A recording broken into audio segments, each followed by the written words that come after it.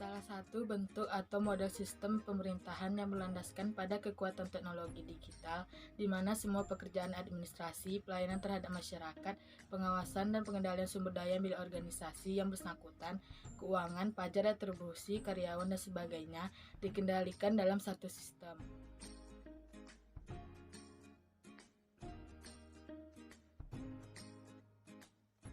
Yang pertama, mengurangi biaya. Alasannya karena melalui sistem online, maka biaya administrasi dan sebagainya akan berkurang.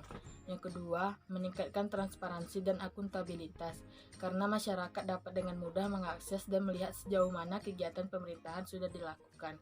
Yang ketiga, meningkatkan pelayanan publik, karena masyarakat akan lebih mudah mengakses pelayanan publik tanpa harus datang ke kantor instansi tertentu.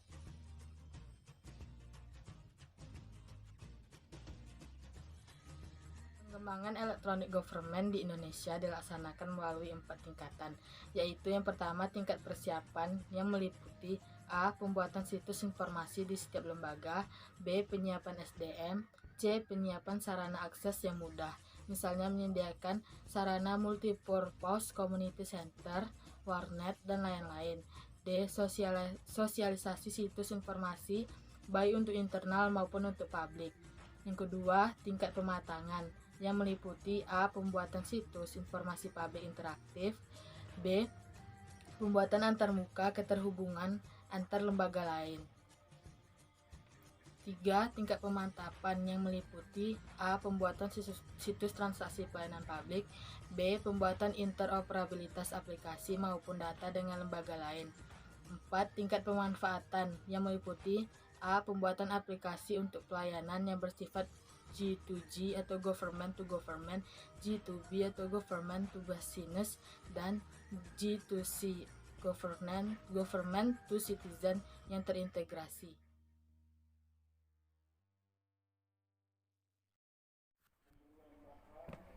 Adapun jenis-jenis sistem informasi yang dapat dikembangkan dalam penyelenggaraan pemerintahan antara lain, yang pertama sistem informasi manajemen. Sesuai dengan namanya, sistem ini menyasar untuk kegiatan manajerial.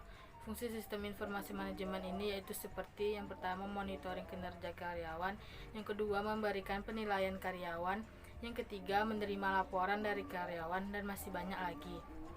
Yang kedua, sistem informasi keuangan. Sistem informasi keuangan merupakan sistem informasi yang berada di bawah manajemen dengan fungsi untuk mengatur keuangan perusahaan.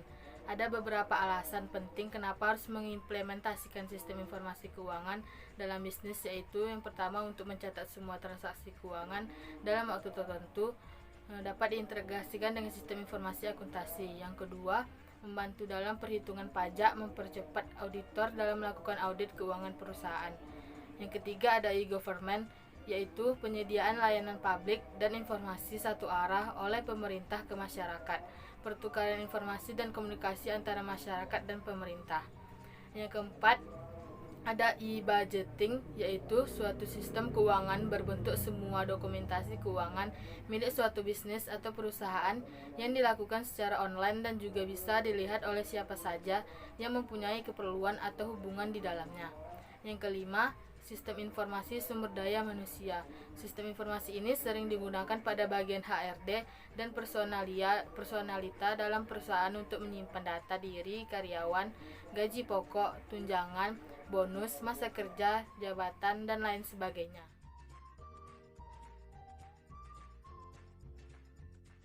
Hambatan pengembangan e-government jika ditinjau dari perspektif birokrasi sebagai penyelenggara layanan publik melalui elektronik ialah sebagai berikut. Yang pertama, peopleware. Sumber daya manusia, yakni kemampuan para pejabat birokrasi maupun staf dalam menggunakan internet yang masih sangat terbatas. Yang kedua, hardware, yakni berkaitan dengan teknologi dan infrastruktur.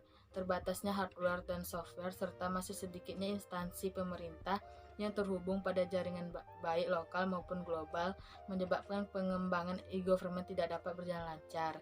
Yang ketiga, organoware. Kendala ini ditandai dengan tidak fleksibelnya struktur organisasi dan tata kerja birokrasi yang dapat mewadahi perkembangan baru model pelayanan publik melalui e-government.